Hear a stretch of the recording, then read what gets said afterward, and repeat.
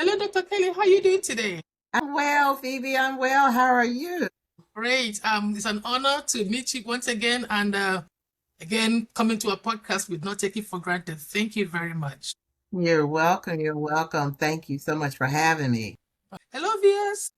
Welcome to Talk to Phoebe podcast, where we explore leadership, innovation, personal growth, and the people transforming organizations around the world. I'm your host, Phoebe. Today, I'm honored to welcome Dr. Kelley Eaves-Boykin. Dr. Kelley is a nationally recognized leadership trainer, executive coach, consultant, speaker, and creator of Friend. framework. Yes. Yes, the Jimmy 30 and coaching up. With more than 25 years of experience developing leaders and strengthening organizations, she has helped thousands of professionals improve confidence, communication, accountability, and leadership effectiveness. Her mission is simple yet powerful: to help leaders grow so they can help others grow. Dr. Kelley, welcome to our podcast. Thank you so much, Phoebe. Thank you. I'm really excited to be here. All right, great. So, Kelley, leadership development has been at the center of your work for decades. What first inspired your passion for helping people become better leaders? Well, I mean, I've been, like you said, more than 25 years, really almost 27 years.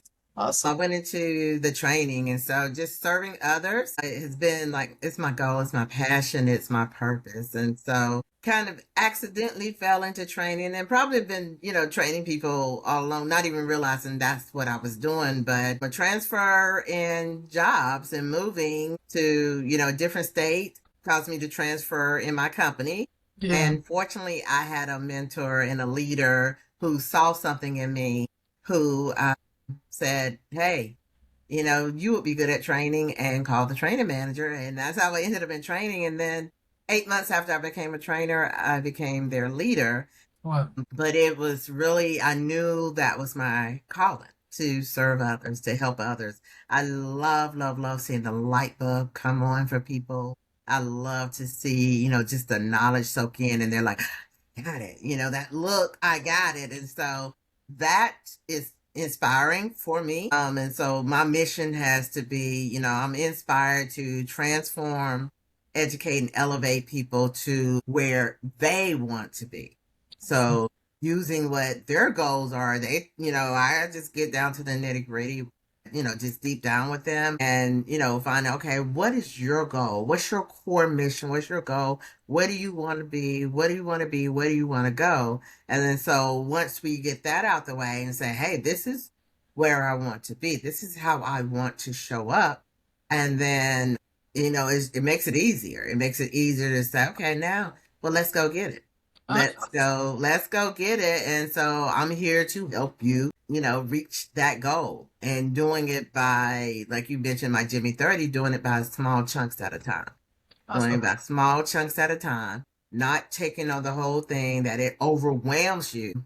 Change is hard for a lot of people, and Mm-hmm. but change is inevitable. You must change to grow.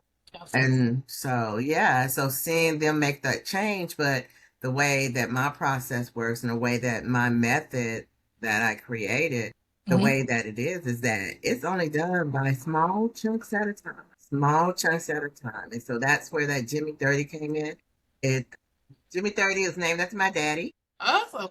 And so daddy would always say, if you just do, 30 minutes or something a day, by the end of the week, you're going to see some results. And so he was like, if you do it in 15 to 15, but at least you do it.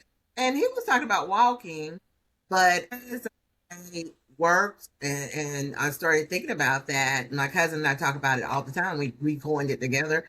My cousin Kristen and I coined it together, Jimmy 30. And so I was like, you know what? That's a great time management. That's a Mm-hmm. great focus way. That's a great way to learn, Yeah. chunk by chunk, small. I don't care if it's 15 minutes, 2 hours, 3 hours, 1 hour, Mm-hmm. 30 minutes. But if you do it in small chunks and you do it consistently, Yeah. you'll get it. You I will get agree.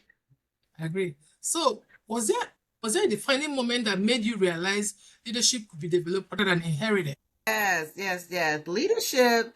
It's a behavior. It's a behavior. And, you do, as you're growing up, those behaviors, they get ingrained in you from 2, 3, 4 years old that there's something there. People take different paths, but you can continue to develop that leadership with the right, in the right place and develop it the right way. I mean, it's also a skill. So Yeah. again, it can be taught. So I look at it both as both a behavior and a skill that behavior that you learn and it's ingrained in you. Sometimes it just takes somebody to push you out there for it to really, really come out. But it's Yeah. also a skill that can be learned all along the way. And all it is bringing out what's already in you. Awesome. Okay. What lesson about leadership have remained timeless throughout your career? Be authentic. That's awesome. Just be your authentic self. You've become one of the leading voice in women leadership. You are naturally recognized as a woman leadership expert. What unique challenges are women still facing in leadership today? Just that double bind. That double bind of if you're too nice, you're incompetent. If you're mean and you're, direct, then you are the most competent leader in the world. Whereas for men, it doesn't matter what their behavior or their personality is. People think that they are the best leaders. And that's not always the case. Women, oh, you're soft. You're not going to be able to do this. You can't handle these challenges. And that's the double bind that we, and it's a constant that always happens. We're always in the proving ourselves. So what that proving does is it moves us from who we truly are at the core to being who we think others want us to be. That leads to stress. That leads to us wearing masks. That leads to us code switching. That leads to all of these things that we are not truly ourselves. And therefore, we block our learning from that because we think we need to be who others want us to be. Yeah. We show up, but are we really showing up as our real, true self? Are our true leadership skills coming out? And are we stressed out about it? Are we overwhelmed about it? Are we unhappy with it? Yeah. Just be yourself. Just be yourself. So that's a big challenge. And I don't think that challenge ever truly goes away. Why do so many accomplished women struggle with confidence despite their success? Ooh, yeah, we have this little thing inside of us. Get your head right, trust yourself, and move anyway. It's my story, and it's one of the things that I know that as is imposter syndrome, and I call it imposter paralysis, which is a part of imposter syndrome. Yes. And it's something in us. People have told us that we're really good at what we do. They believe in us. They push us. They see something in us. But the problem is, deep down, we don't see it in ourselves. And so we get paralyzed. We just get stuck in that one place that doesn't allow us to move forward because we never think that we're good enough. We don't think that we're smart enough. We don't think that we can move forward. And so there's that little thing that plays over and over and over our minds that, oh, no, we put in self-doubt. And so it moves away us from the confident person moving forward to that person that doubts themselves. Even when we get into those leadership positions, doubt that we can do it. We're always doubting ourselves. And the least thing that somebody says that throws some doubt in us, we believe it. And that's, we believe it within. We might not show it on the outside all the time, but we're stuck, paralyzed in the fear that we're just not good enough. So what advice will you give to women who know they are capable of more but hesitate to step forward? Just move. Move. Trust yourself and move forward anyway. Let's go to the Kwin framework. You developed the Kwin framework as a signature approach to leadership development. What inspired its creation? Just thinking of those things that have held me back. Thinking of those things that have blocked me from moving forward. Thinking of that paralysis. But it starts within. So the Kwin, the K is, know your core. Once we find out who we are truly, Mm-hmm. And we started looking at those things that, okay, this kept me from this kept me from that. And it was all in my head Mm-hmm. and all of this stuff. Knowing yourself. Yeah. It's everything that we do and learn. It starts with knowing who you are, not others. Know who you are. So let's know your core. And then the I is the ignite the growth. Mm-hmm. Okay, now that I know who I am, now it's time for me to move and grow. And I've got to do some things to get over there. So, well, before ignite there's the W, which is work the strategy. We have strategies all over. We just have to get one. Yeah. When you work your strategy, then once you're working your strategy, then you're igniting your growth. And then that end is nurture it. Nurture the impact. And how we nurture impact by doing it. Doing Yes. it consistently. And then when we do it consistently, now we can start teaching others that. Now other people see it in us and they see our growth. They see what we're doing. Mm. And we start to see that change. When Yeah. we nurture that and we can do it and we do it and we do it consistently on a consistent, do it over and over again. That's Mhm. how we build it. And that's how we move into our confident selves as women, as leaders.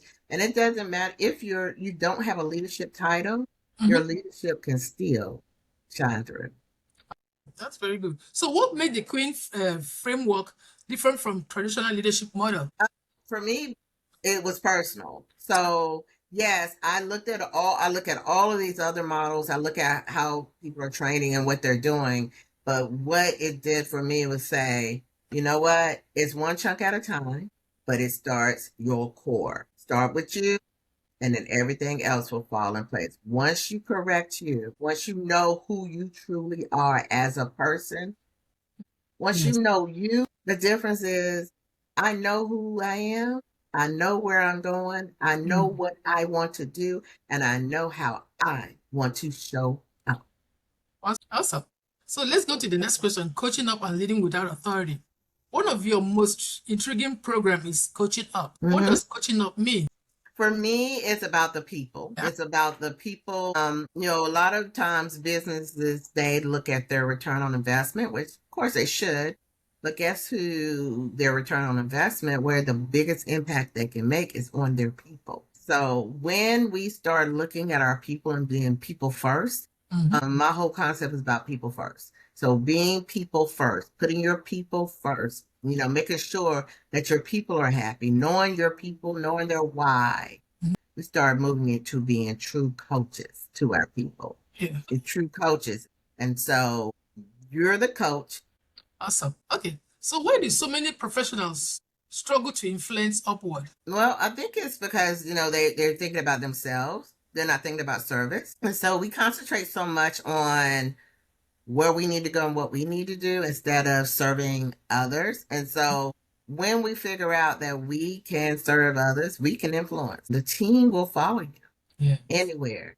But as long as you're given, they'll follow you as long as you're giving them some action to do, some positive action, Yeah. positive influence, positive talk.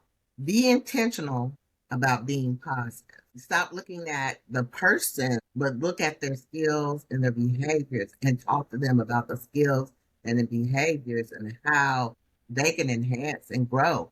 And then you just walk the walk and talk the talk Awesome. because you can influence by just, being the person who you say you are, Mhm. being the person who is doing what you're demanding of them to do and what you're expecting of them to do, then you will be a better person of influence and they will follow you. They will follow you. Awesome. So, what mistakes do people make when managing relationship with senior executives? Not being their authentic self, not being themselves when it comes to talking to them, not being more inquisitive and asking more questions of their senior executives, not really knowing what the expectations are for them. And I mean, some people just have a fear because somebody has seniority over them. And so just because they have a title, they are people too. Be ready to talk to them. Be ready to ask those questions as to ask what their expectations are.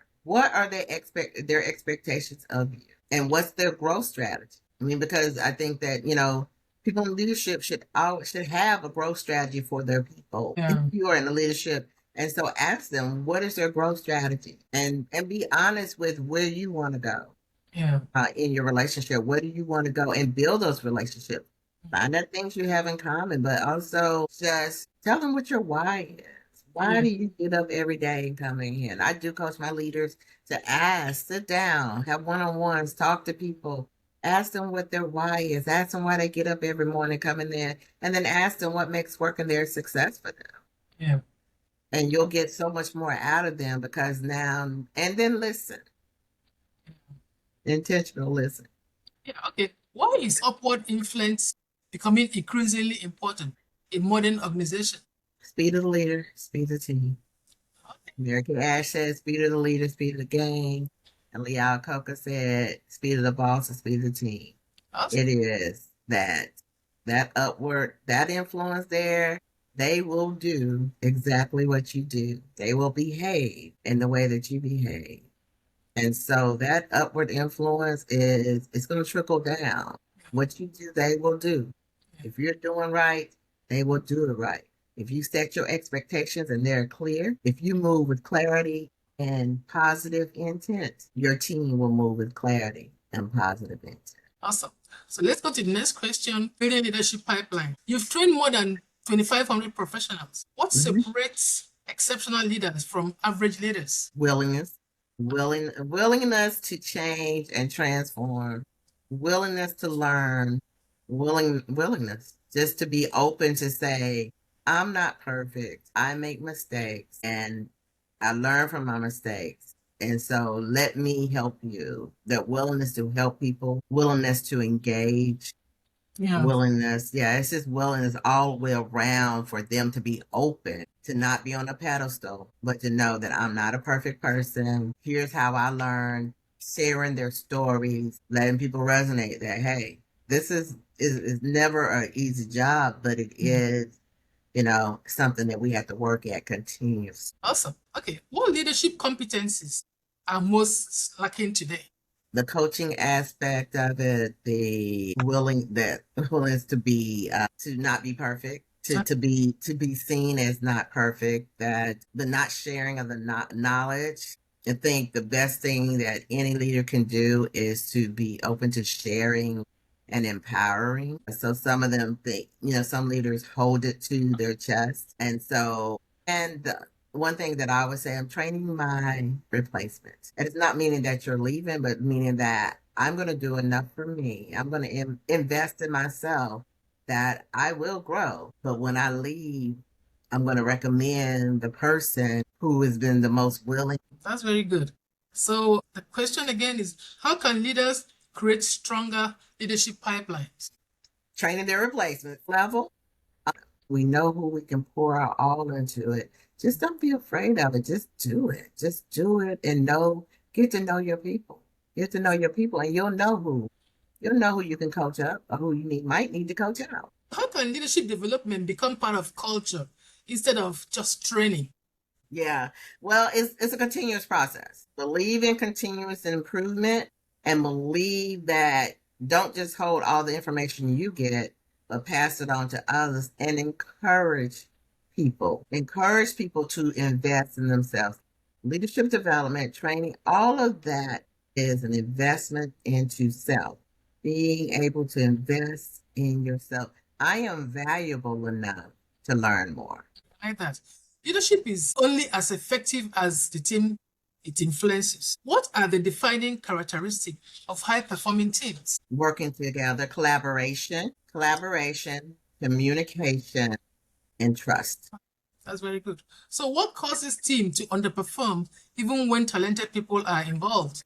No collaboration, no communication, no teamwork, and no trust. That takes me to the next question. What leadership behavior creates trust? Building those relationships, talking to your people, talking to them, letting them know that you have their back. People want to be heard, intentional listening, that open communication, knowing again that they are valued. Tell them that how valued they are. People need to know Yeah. how valued. They want to know how valued. How are they valued? Yeah. Yeah, Okay. so those are things that definitely lead to trust. That's awesome. So let's go to the next question. You talk about this leadership and self-awareness. You are certified in this and several leadership assessments. Why are assessments so valuable? Because they let you know who people are. They let you know who people are at their core, because those assessments are made for people to go through and to be honest about who they are. And then so as a leader, once you read that, you'll know how to manage, because everybody needs to be managed. Every individual needs to be managed differently. Yeah. You have all these personalities on your team. You need to manage the people how they need to be managed, not how you want. Nobody wants to be managed how you want to be managed. Yeah. And nobody wants to, they want to manage how they need. So for leaders, it's about us just taking away from ourselves and thinking about who these people are. So doing those behavioral assessments, it actually gets you to say, this is where I need to change in order for this person to be better. So what is DISC especially exactly? And can you walk us through the process of DISC or how the assessment is being done? Yeah, it is. It's really a discovery assessment. It is there for people, again, to look at who you are at your core self. So when you do the DISC assessment, there are like 3 different assessments come back. It's going to be who you are to other people, who you think you are, and then who you are in your core self. And so that one where you are when you're behind doors and, nobody can see you, that's truly who you are and how how you lead, how you go about things, how your thought process on doing work, completing assignments, socializing with people. It just tells you all who you are. Whether are you detail oriented, are you a socializing person, or who are you at your core? Yeah. And then who you are at your core and then how you operate with the other, the D, the I's, the S, the C's. How do you operate within, with people who have those personality styles? So how can this improve communication and collaboration? By knowing who people are, by especially, I guess, from leader to team member, knowing how they operate, knowing how they take in information, knowing how they move and who they are at their core, knowing those things, knowing that, okay, this person is not detail oriented. They're really a socializer. They're really, on that high S thing. So I know that they're my cheerleaders, but I need to set expectations in a different way for them. If I have a C person, that person is very, like numbers driven, very detailed thinkers. I know that I need to operate with them in a certain way. If that person is a high D, I know that I need to be like, okay, this is the person that's direct. Let me hit it, quit it, and say it. A, B, C, D, high summary.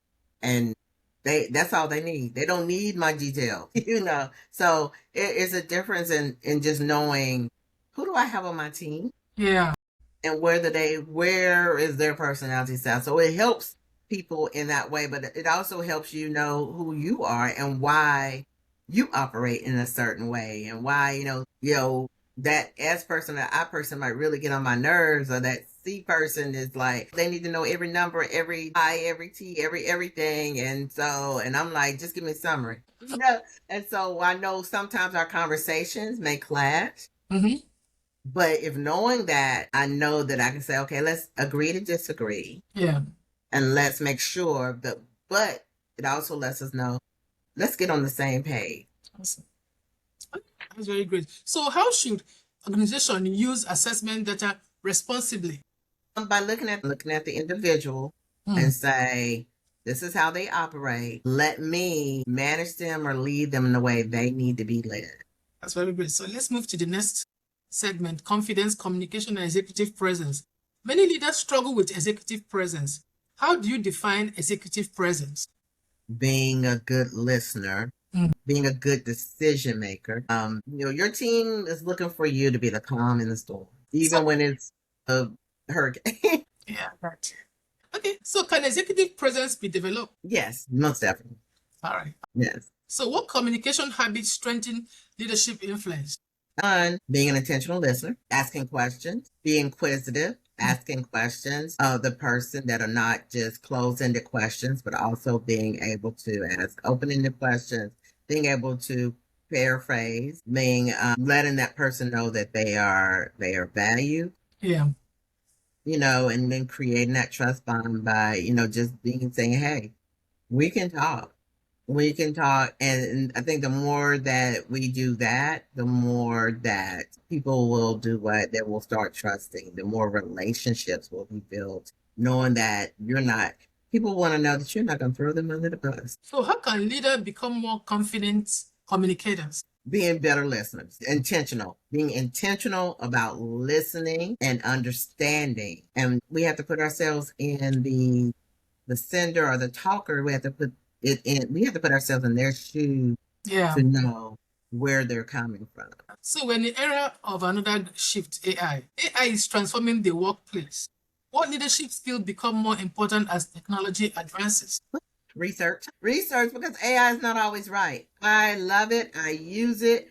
I would never tell you that. I was scared to use it at first. It was a fear. But then once I started using it on a regular basis, for me, it's like I'll take my writing and put it in there, and I'm like, okay, make this sound better. Do you know who I am? I mean, but know that you got to feed it a lot of information for it to get to know who you are, where you come from, your core, and know who you are at your core.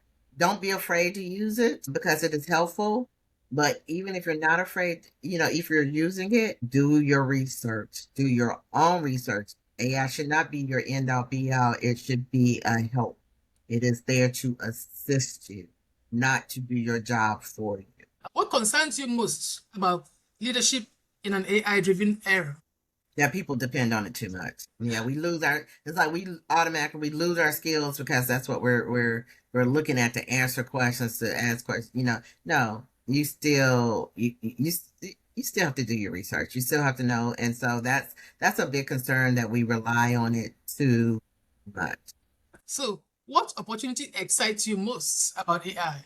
Oh, because it's fast. It's fast. I mean, I do a lot of content developing. I do, a lot of developing, but yeah, it's fast. For me, it's about time. I mean, using something, because I'm one who will take 2 or 3 hours to perfect something. But now I can drop my information in there, or I can ask it to do something, and I'll ask it until it gets right. You have to know the prompts. Yeah. You have to know what to do with it. And you have to, yeah, that's the main thing, is knowing what to ask it. Don't leave anything out. Ask it for all the detail and tell it what to keep, what to take out. But it definitely helps. It's there to be. So let's move to the next one: family, community, and legacy. Your work is deeply connected to family and community. What is that so in why is Oh, my family is everything. My family is everything. So my name, even the name of my business, Kwin, is named after my first initial, Kelley, and my son's name, Winston. And so family, I take my family everywhere. My mom is such an integral part. My brother, my family, just their encouragement, my cousins, we're such a tight knit family that I know my niece and nephews, great niece and nephews, I would not be where I am without them, and their prayers and their influence over me, and they're pushing me, my aunts, and their encouragement. And so that means definitely a lot. Family's big, big, big. I can't leave home without them. I love them, love them. Community, I've worked in the community all my life. Mom and dad, the community leaders. And so serving others, volunteering, being out on Saturday mornings, giving and doing, that's probably, when I first learned how to walk, that's what I was doing. So being with them, and so serving my community, being a good role model to those in the community, being a person that they know that they can rely on, those family first, as well, my church community, my home community, my sorority, everything around all this community service is so important to me, because it makes me be a better person. It makes me know that, what, people need help, and not everybody was raised like I was raised. Not everybody had the fortune and the blessings that I have. And so I just want to help everybody meet their goals to live their life in the way that they want to live it. And so if by me giving them my time, giving them my, sweat equity, whatever it is, if that's going to help somebody else sleep better, do better, make more money, whatever it is, it's like, yeah, and like I said, I love this so much that I would do it for free, but that doesn't pay the bills. But I would. I mean, I've done it for free. I've done things for free forever with the encouragement, with the support. I mean, I don't have a problem. It is no, I mean, it's like blink. Yeah, yes. And sometimes we give too much, but that's what we're here for, right? All right. That's Yeah. what we're here for.